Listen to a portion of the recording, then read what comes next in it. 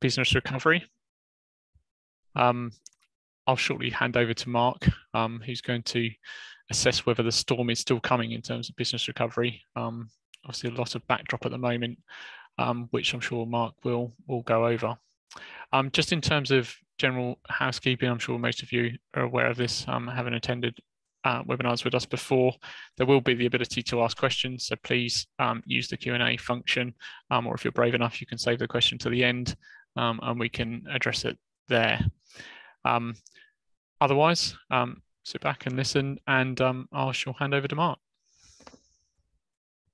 Thanks, David. And yeah, as David said, thanks everyone for joining.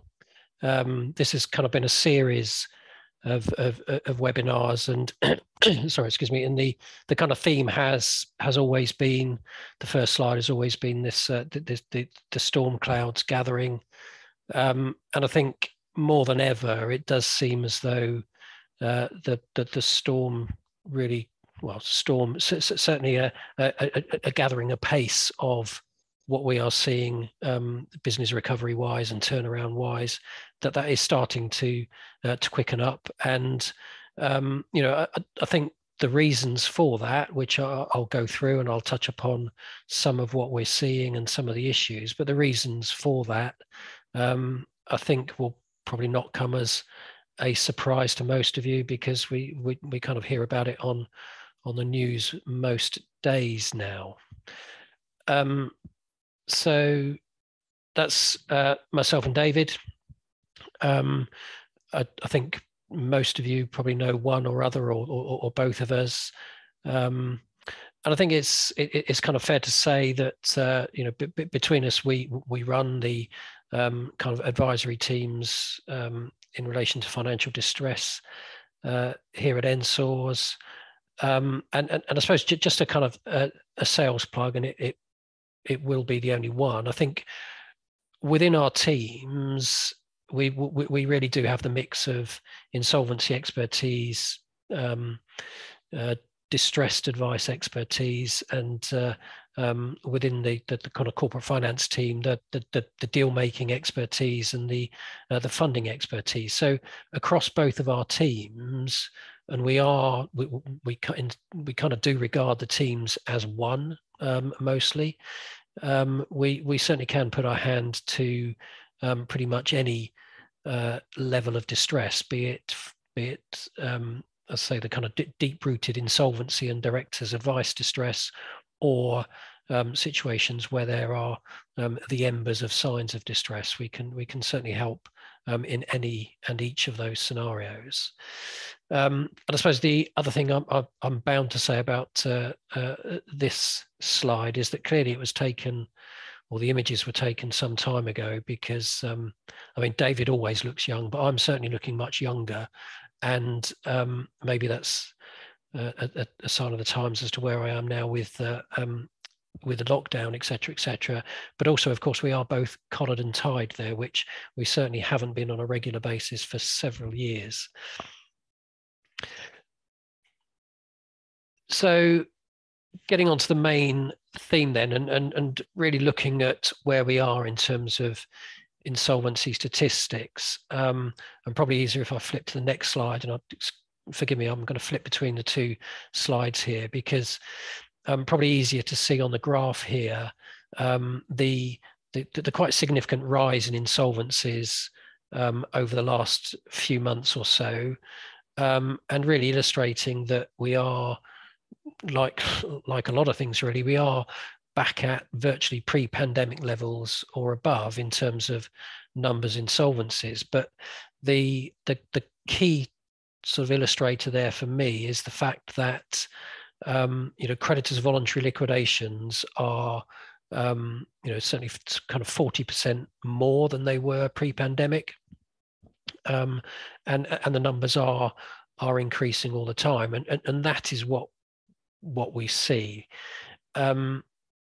I think that's, again, kind of to be expected. Obviously, during the pandemic, there were all the measures of assistance. There was clearly, and we can see it again in the numbers there, the ability to present winding up petitions was not there. So compulsory liquidation numbers are very low.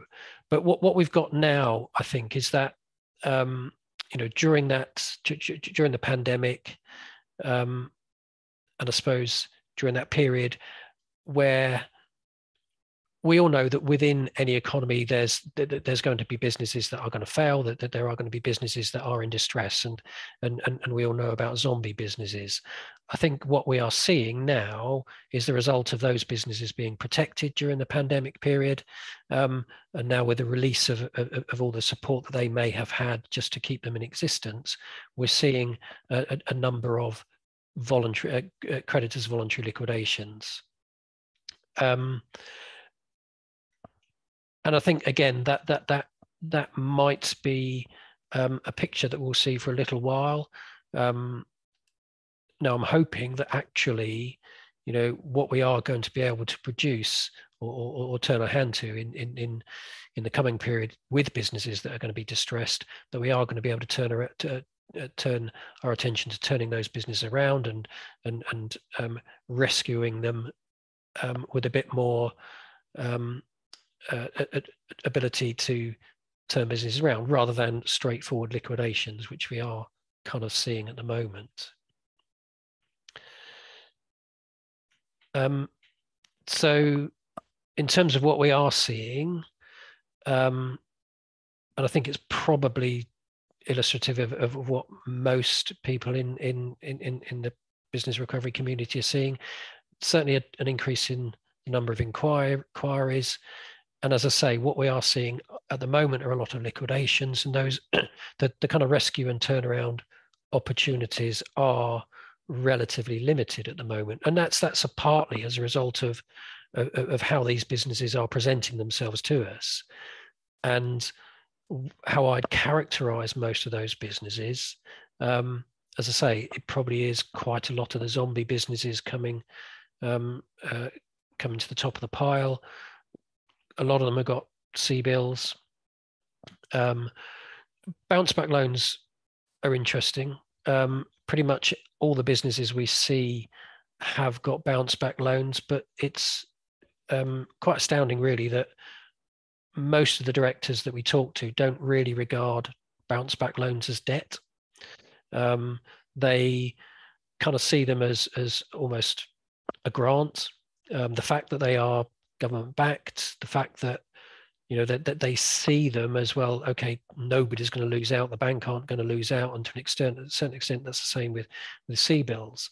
But we quite often have to bring the conversation around to actually, well, this is debt, and these bounce back loans may present themselves, and you as a director are running an insolvent business, so you have to take that bounce back loan into account.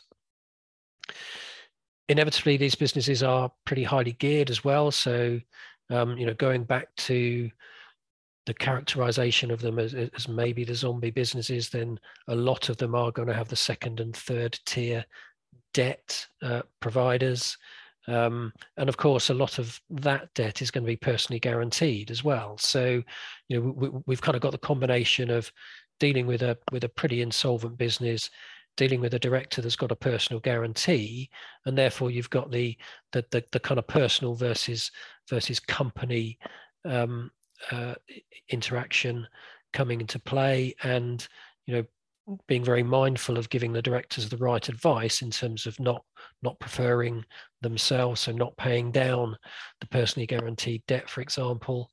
And more and more also we are having to look at what the bounce back loans have been used for, what the C-bills have been what the C-bill loans have been used for, how they've dealt with furlough payments, etc. So within these businesses, there is also quite a lot of investigation work potentially as well.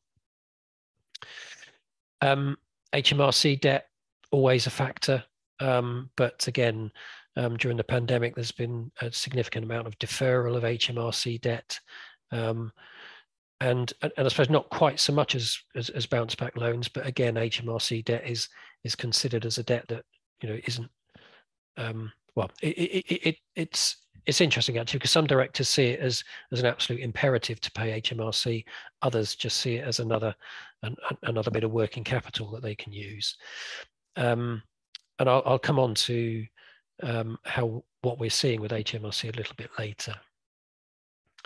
I think one significant factor, though, with all of these businesses is director fatigue, and that in itself can contribute to the demise of the company, but also it's maybe a product of the pandemic, a product of directors looking at their own welfare with a bit more scrutiny, and just coming to the point where actually it's been so hard to run this business during the pandemic. Looking at what's presenting itself at the moment in terms of additional cost, the difficulty of running the business, the difficulty of getting supplies, etc. It all just becomes a bit too hard, and they're not getting the reward that they went into the business for in the first place. And with all of that pressure, are sometimes, in most cases, pretty understandably, and certainly if they're getting the right advice combined with that director fatigue, then again, liquidation or some sort of insolvency process is likely to follow. Again, I mean, this final bullet point, if I was doing, when I first sort of moved into business recovery and insolvency back in the day, I won't give the date because that's way too long ago. But it's always been thus, businesses, directors taking advice too late and therefore limiting the options available. And I think that, again, a characterization of the fact that we're seeing a lot of liquidations is that advice is being taken too late. Now, again, that might be a product of we're just moving out of the pandemic and they haven't needed to even look at taking advice previously. But I think it's a watchword going forward is certainly, and as I say, it has always been, the sooner directors take advice, the easier it is and the more options there are available for us to look at some sort of rescue or turnaround.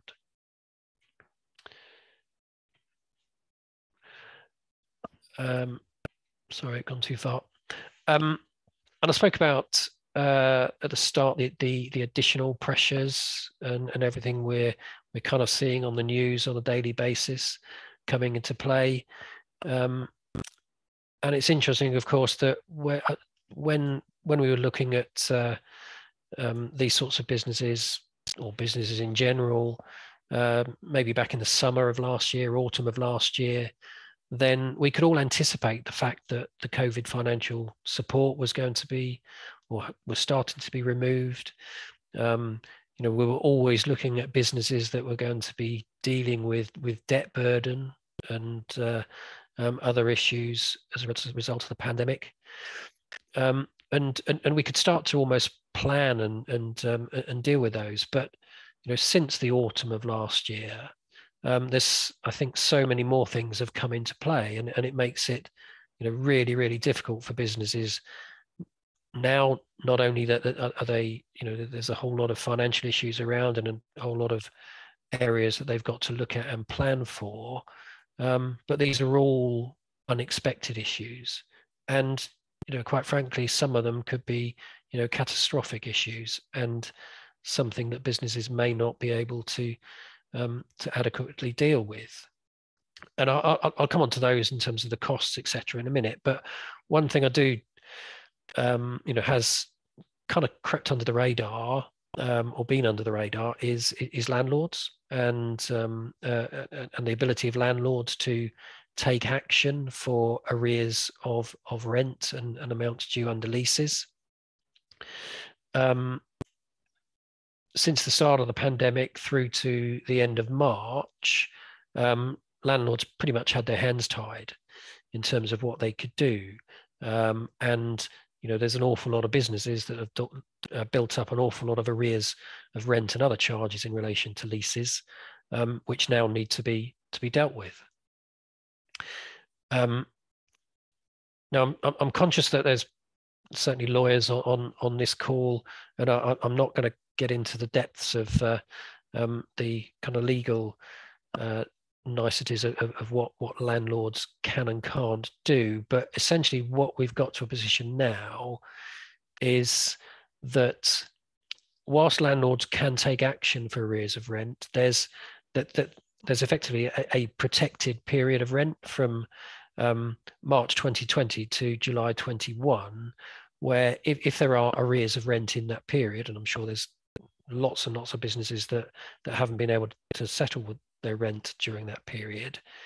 Again, landlords are kind of limited in what they can do. And if there is pursuance of debt for that period, there is an arbitration process.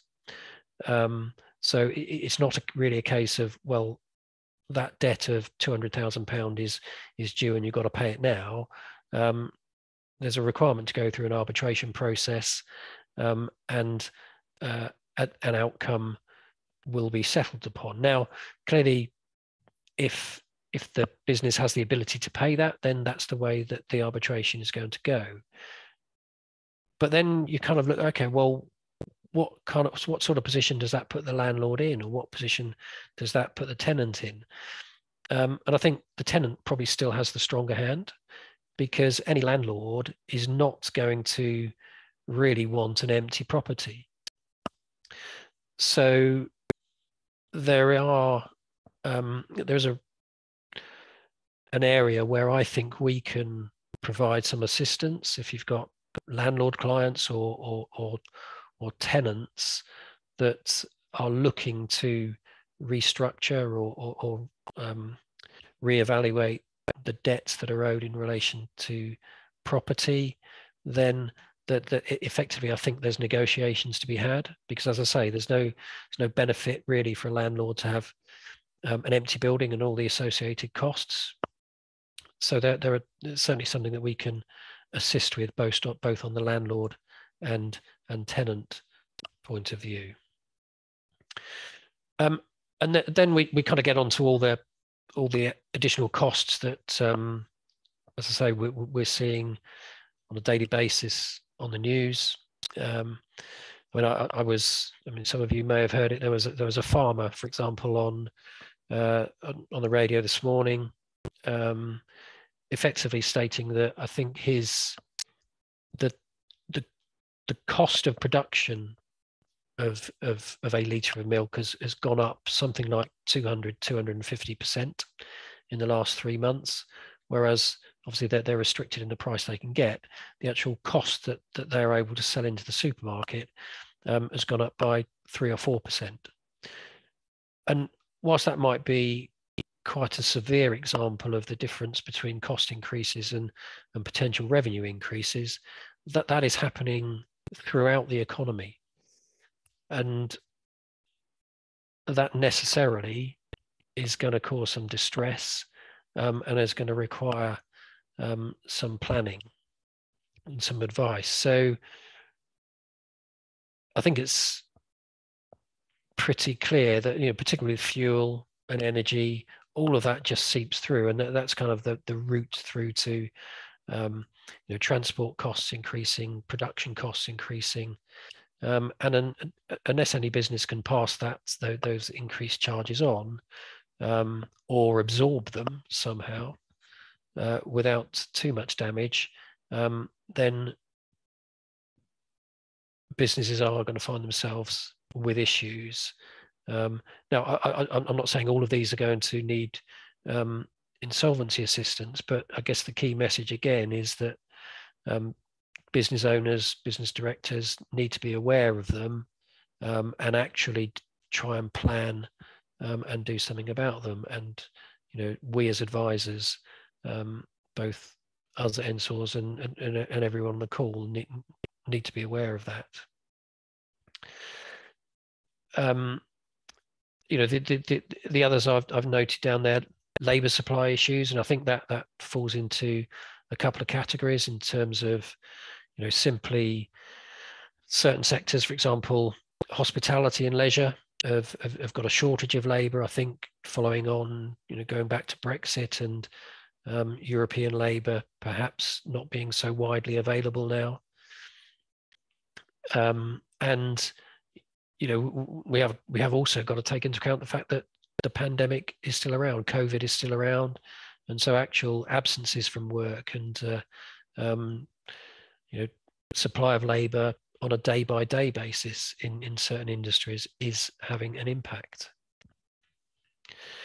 Wage inflation and general inflation clearly having an impact in terms of really hiking the cost base of many businesses. We're looking at further interest rate increases. So all of the debt, all of the COVID debt, for example, the cost of that and the cost of general borrowing and the cost of new borrowing is likely to go up. And again, a factor that we really didn't anticipate back in the autumn of last year is the obvious uncertainty in relation to the Ukraine crisis, how that is going to have an impact on not only the UK economy, but the worldwide economy, and who can second guess what commodities, for example, are going to be affected, or what timescale we're looking at there. But I think it's fair to say also that all of these pressures are universal. They're not necessarily sector specific. Some more affected than others, but pretty much all businesses are going to see this increase in financial pressure.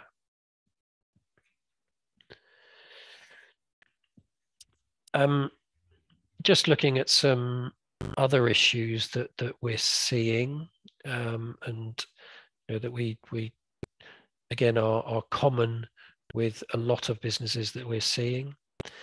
Again, HMRC, and I've referenced HMRC in previous presentations and their return, or the return of preferential status. But I think it's fair to say that at the moment that there hasn't really been any flexing of muscles, as I put there, of HMRC. There's not been any particular move to, for example, start issuing winding up petitions now that that's available, so that they get ahead of the game in terms of distributions out of liquidations. So we haven't particularly seen that. Now that may come, who knows, but we haven't seen it as yet. And I think actually HMRC have become more commercial. They are easier to deal with.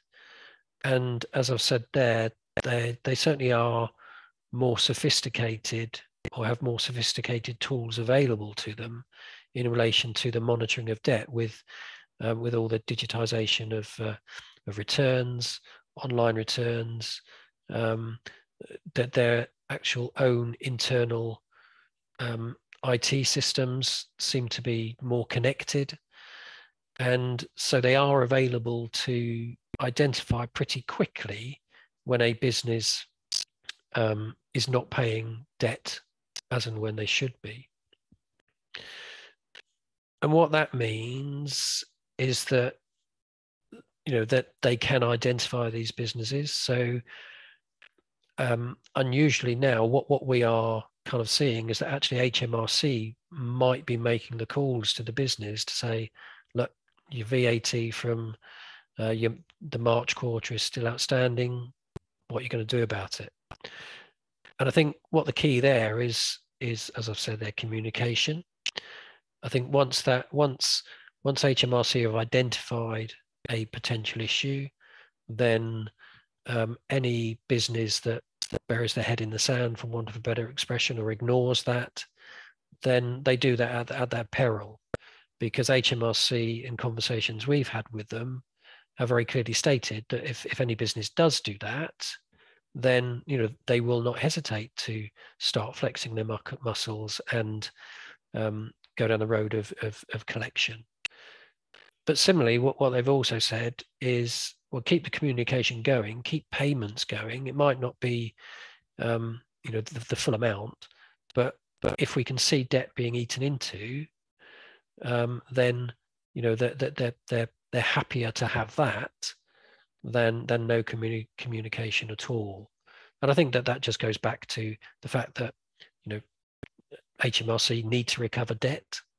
The government needs to recover debt, and the best way, frankly, to do that is to keep businesses alive rather than forcing them down the liquidation route.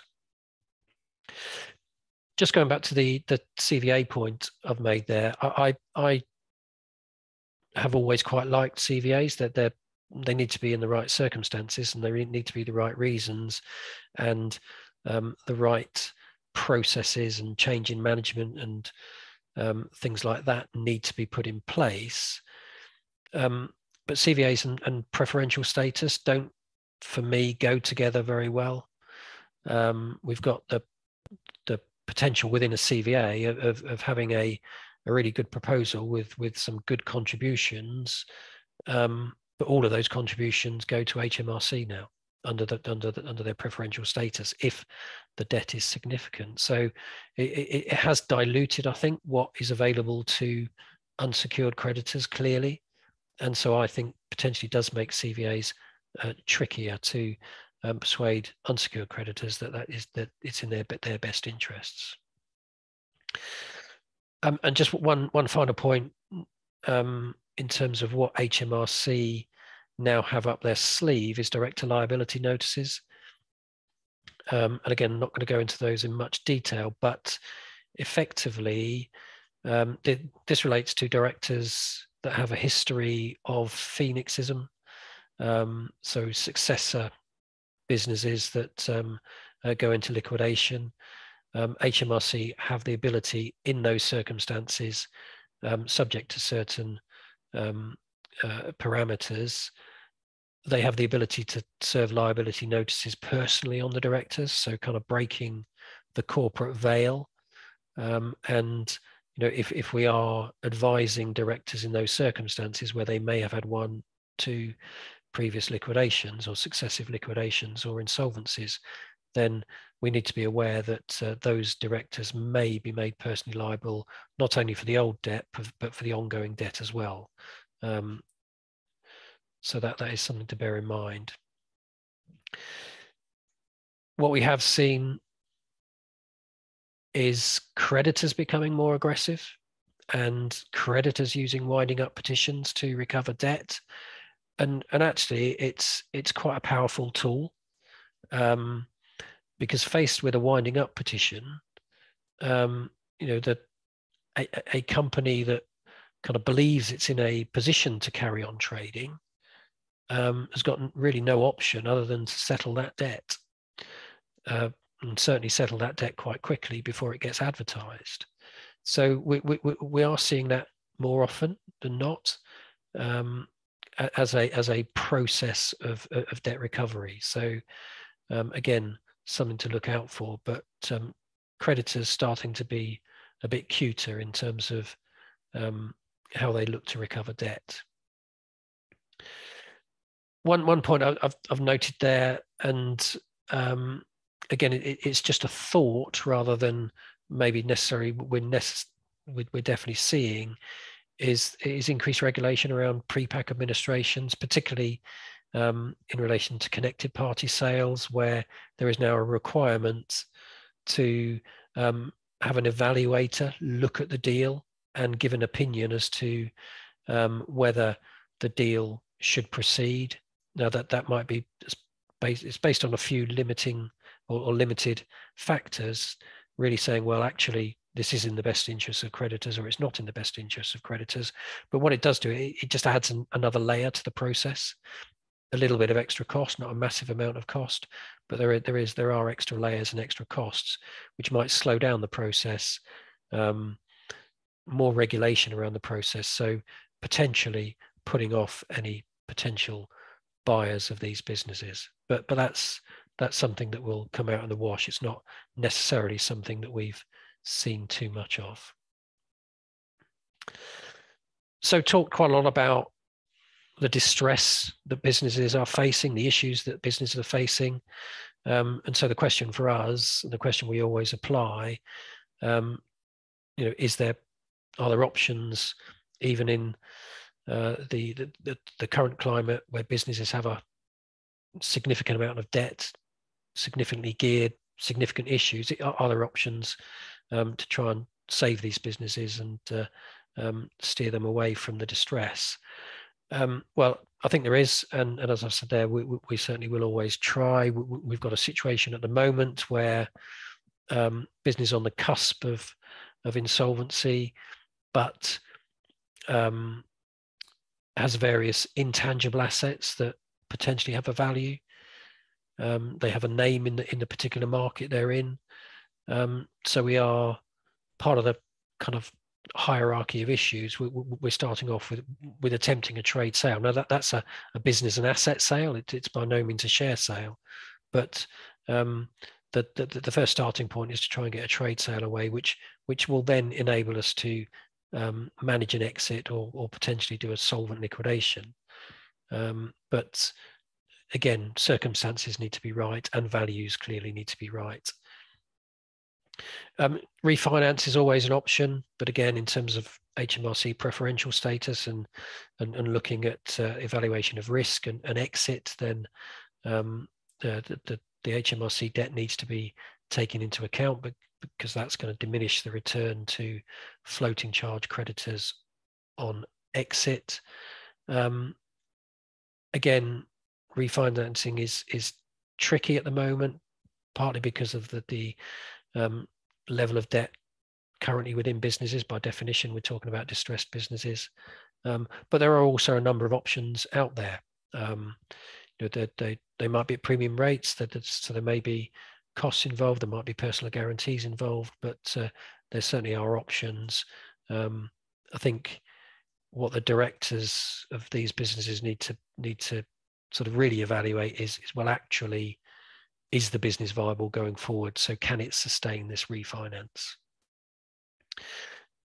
Certainly, we would look at informal arrangements. I've mentioned HMRC. I've mentioned potentially getting involved with landlords. So it's all around that communication piece, that discussion piece.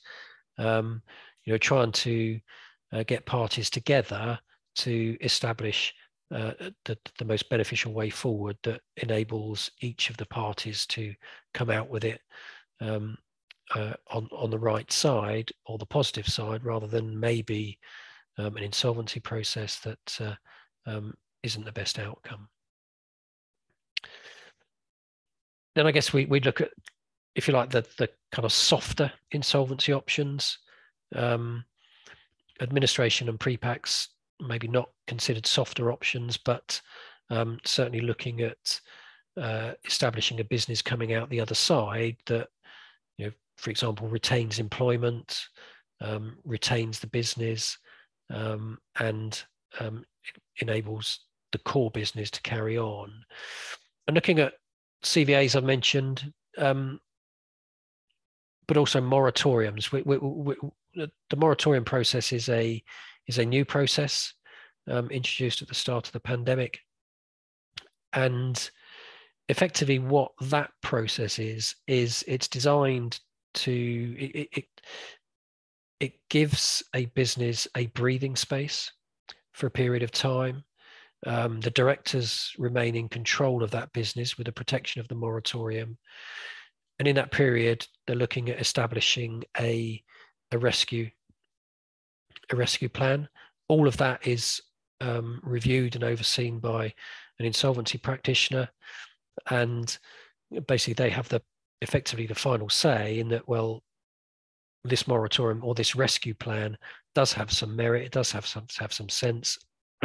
We think it can be implemented, and the restructuring plan is agreed, and the business remains in the hands of the directors. So it's a debtor in possession process. It has mainly been used for large businesses at the moment, but potentially could be used within smaller businesses. But there is quite a significant cost in there. But that I'm sure that can be reined in for the right size of businesses. But fundamentally, with all of these, if there is going to be a rescue of all or part of the business, then You need a business that is viable. We need to either produce or get produced or be provided with decent forecasts, decent financial information. Funders need that. Directors need that to make decisions. And so, that's an absolute given as to what's required in these circumstances. But it's also hard work, and it's hard work for the directors and the management principally. So they need to be committed to it.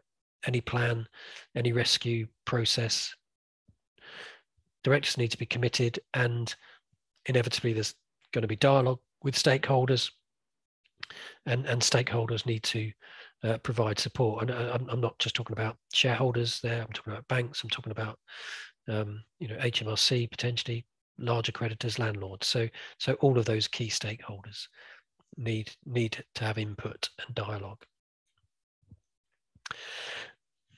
So I suppose just the finishing off, and kind of wrapping all that up, and perhaps an illustration maybe of our credentials. Hopefully most of you will have come across what we can do. But a couple of recent ones, we were appointed as administrators of one of the gas suppliers, Zog Energy, based over in Ipswich. One of the smaller suppliers, but had 13,000 customers. And it was a complicated piece of work, a complex piece of work involving principally liaison with Ofgem, the regulator, and dealing with EDF as the supplier of last resort. A steep learning curve, but David in particular sort of led that one, and we got onto the under the bonnet of that pretty quickly, and made the right contacts with the right people within Ofgem, and drove that process through to a reasonably successful outcome. And I suppose also an illustration of where we can add value, if you like. I'm pretty sure we do with pretty much all the assignments that we take on. Some, I'll be very honest, obviously all we are doing is looking at the sale of assets, and this was one of those where the directors came to us and really thought that all we were going to do was sell a few assets, and deal with the statutory responsibilities of putting the company into liquidation. But what we were able to identify was actually there was a business here that we could sell even in liquidation, which we have been able to do, and it certainly produced a result much better than the directors ever thought possible. Because, as I say, they were thinking, well, there's no prospect of return to creditors. Well, it looks as though there could well be, and we've achieved a realization much greater than was originally expected. Again, the issue there, though, is if they come to us earlier, then we'd have been able to produce an even better result, because we would have been able actually to manage the exit through to probably in that instance would have been an administration rather than a liquidation. If we'd had more time, we could have managed it a lot better than we eventually did. So just wrapping up, a few key messages. Clearly, we know that there are increasing pressure on businesses through the cost pressures, the other pressures, consumer confidence, and that on top of the COVID issues of legacy debt. As advisors, we need to make directors aware of the warning signs and potential pitfalls, and we kind of need to be there to help them. And as I say, I don't think that this at the moment is sector specific. It's across the board with most businesses. And again, early advice is absolutely key, and we're certainly here to help, and more than happy and more than willing to speak to directors right from the outset and discuss the situation, find solutions, and that's not just a free one meeting. We will do that until we find a solution, or it's appropriate to sign up an engagement letter. So there's not just a limit on our initial engagement. So that's me done. Thank you very much for listening. I hope that's been helpful and useful. And I guess any questions? And back to you, David, I think. Yeah. I think there is actually a question just popped on the Q&A actually.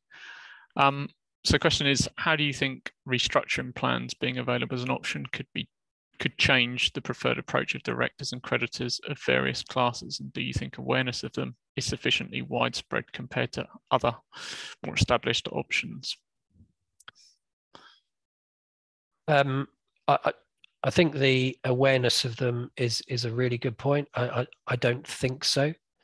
I think, and I suppose it goes back to the point I made about them perhaps being suitable for larger businesses where you are looking at a kind of more wholesale restructure, dealing with maybe a portfolio of funders, landlords over multi-properties and things like that. So kind of the cramming down of classes of creditors might come into play.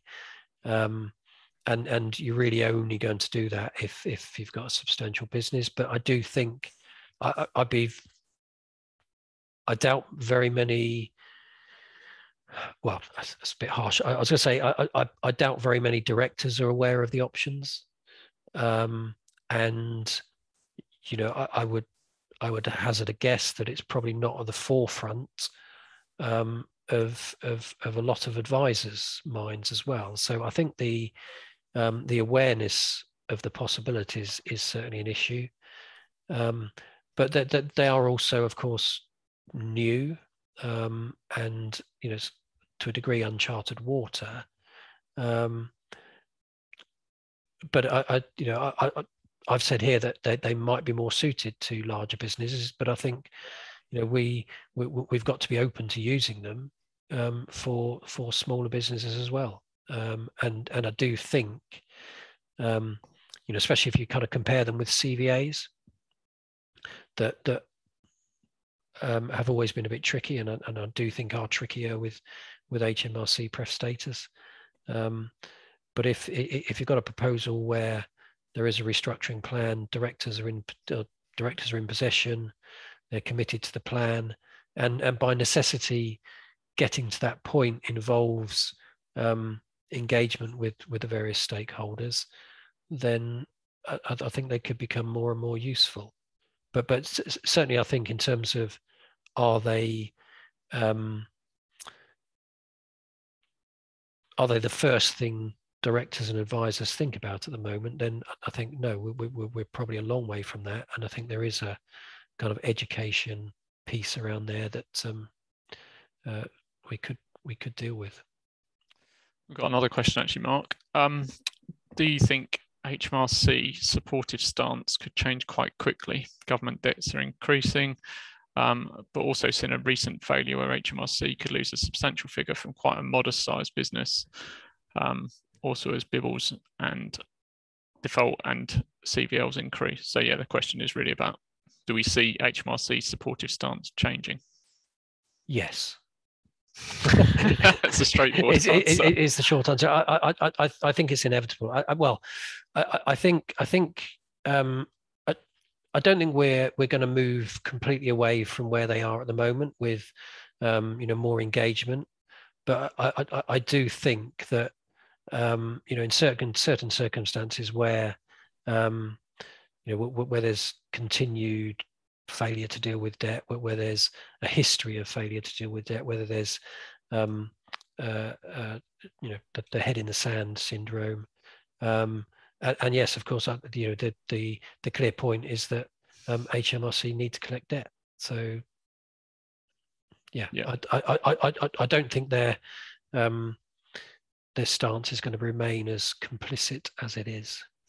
No, and we saw that in the previous credit crunch, didn't we? In sort of 2009 onwards, it took time to change, and it sort of went in waves. But that we've also seen instances where actually it looks logically that they should support a time to pay or maybe a CVA, and actually, because of previous default or other situations, it's not what they want to do at that stage. So we've seen similar things. Okay. Thank you very much, everyone, for participating and asking some really deep and thoughtful questions there at the end there. Thanks to Mark for answering them. Thanks to everyone for attending. Jandira, I don't know if you could just flip over to the last slide, if that's sorry, okay. Yeah, that would be or me. You can, Mark. Yeah. Or not that one. Just gonna... That one. Yeah, I don't know, probably some of you are aware of this, most of you may be aware, but Mark and I didn't really want to let this sort of webinar finish without mentioning Brian. Brian sadly passed away last Monday. He was a valued member of our team, extremely valued member of our team. He'd been working for Ensors for nearly 20 years. And we just wanted to, just sort of pay our respects on this webinar, but also just to thank those of you that have sent through lots of very generous and kind words to us and to various people in the firm. And just to say it's very much appreciated at what is a very difficult time for everyone. So thank you for that. Also, thank you to everyone for attending and taking part, and thank you for Mark for delivering the presentation. Thank you, everybody. Bye.